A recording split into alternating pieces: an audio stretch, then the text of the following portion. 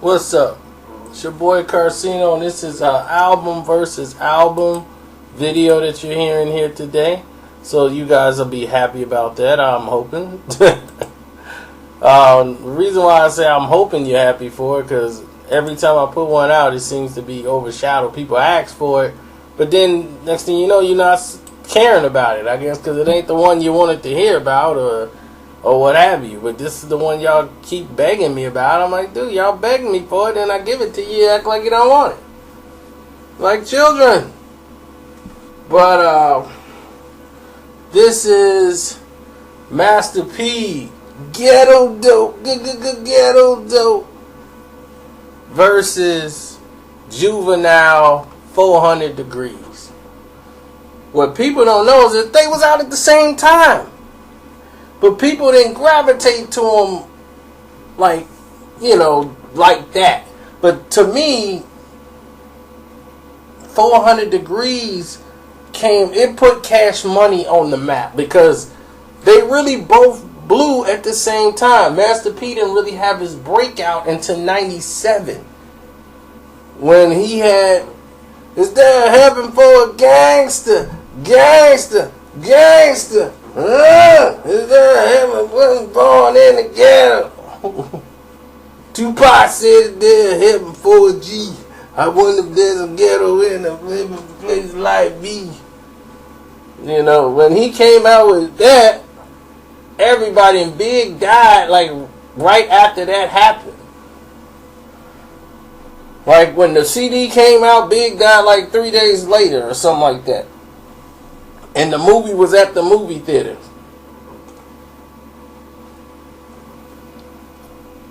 That Rhyme and Reason. Then they put that as part of the promotion. See Biggie in his last performance in Rhyme and Reason.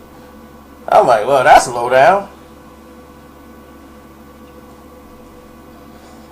So Master P was on the soundtrack. And people started to gravitate to that song. But now I'm not saying in New Orleans and down south, they been knew about Master P. And they had all that stuff down. And all of them were basically sounding like little Tupacs. But Juvie was sounding more like Louisiana. So when Master P crossed over and made the splash everywhere and he started to come up, when Ghetto Dope came out, this was like his coming out party. It's like, okay, we like that. Make them say, they had a lot of commercial hits, but 400 Degreez came out with, you know what I'm doing, man, it was so Louisiana down, New Orleans flavor. Do, do, do, do, do, do, do. And, the beat would sound like it was cheaply made and everything, like it was made in an apartment complex. It didn't matter, it was hot. Everything. Gon' ride with me, flossing season. Run for it, run for it, run. My boy used to write Rich Nigga. And then the thing is, he grabbed it, and he died like a few months later too, man. Got killed, but it's hard because these are the stories that I grew up with him, and I didn't. These memories you're going to remember now because he ain't here no more. But at that time, I didn't know this was going to be the last couple of months I had with my homie. You know what I'm saying? So now these stories are so vivid because I can remember these two albums because we had a story behind them. We went and got Ghetto Dope and got into it with the mall security people who told us that we can't be in the mall unless we was buying something. Like, it's a law. I'm like, ain't no law saying you forced to buy something once you step into the mall. And I'm like, I did buy something because I had bought Ghetto Dope. And he was like, I've been watching you. You didn't buy nothing. So when the police officer got that, I'm like, I'm not even talking to you no more. You don't even have a gun. So I don't even respect you. They don't even care about enough about you to give you a gun. Where's the officer? I talked to him. I'm like, this security guard talking about he gonna throw me out the mall. I've done nothing wrong. And then the officer come over there like, why are you trying to throw them out the mall? They're not buying anything. They gotta go. For what? There ain't no law saying we gotta go. And we have to buy anything. So my boy's laughing because he's like, I just would have hit him. I wait on you to stop talking to him so I can just punch him in the face. He a mall security cop. What are you gonna do? You gonna pepper spray me? I'm gonna knock him out. And my boy he laughs a lot because if he's entertained by what's going on, it just keeps him calm. But once the calmness is gone and he ain't entertained no more, and you crossing the line, now it's finna get physical. And he's gonna want to beat the heck out of this security guard who was last name was LeBeau. He had that little patch on his. I'm like, LeBeau, I'm gonna remember you because I was like, I guarantee you probably be fired in probably another 6 weeks and going back to your mom's house eating meatloaf. LeBeau, racist security guard. Like, what is you doing? People in the mall actually enjoying themselves. You want to just come bother us? 2 black guys. Well, it wasn't like it was a gang of us. It was just 2 of us. And he's worried. So anyway, we got Ghetto Dope. We was all mad and we started playing, man, Ghetto Dope. From the moment we opened the package and put it in, you could tell the production level was a lot better than 400 Degreez. I mean, it don't make it like this is the best album ever because of the production. I've seen albums that have big budgets and sound terrible or just not good. So, it just sounded like it was more organized. And they were more prepared. So, when they did this, it was like they had a bunch of flavors so everybody can get into. Like, we want that weed and money. That was it. They just blunts. We want that weed and money. They was like, I could deal with this. Everybody was freestyling off the beat. And man, I miss my homies. We riders. They had the Captain Kirk skit. Man. Come and get some weed and Hennessy. Weed, Hennessy. So let's ride. Let's ride. And they had bourbons and lights. I mean, Ghetto Dope was just everything from the ghetto. After dollars, no cents. You know, you had all of these different elements involved in bringing this New Orleans into the mix. Ghetto Dope just had, because they had Make 'Em Say and P had this avenue with distribution and everything, it made for a more, how can I say, more commercial success. But what Cash Money did was use this as platform because they had commercial success from Juvie. It opened a lot of doors for them. But it just wasn't as big as No Limit was.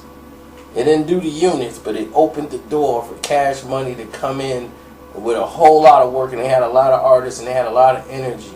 And they had guys who was working harder than Master P and his group.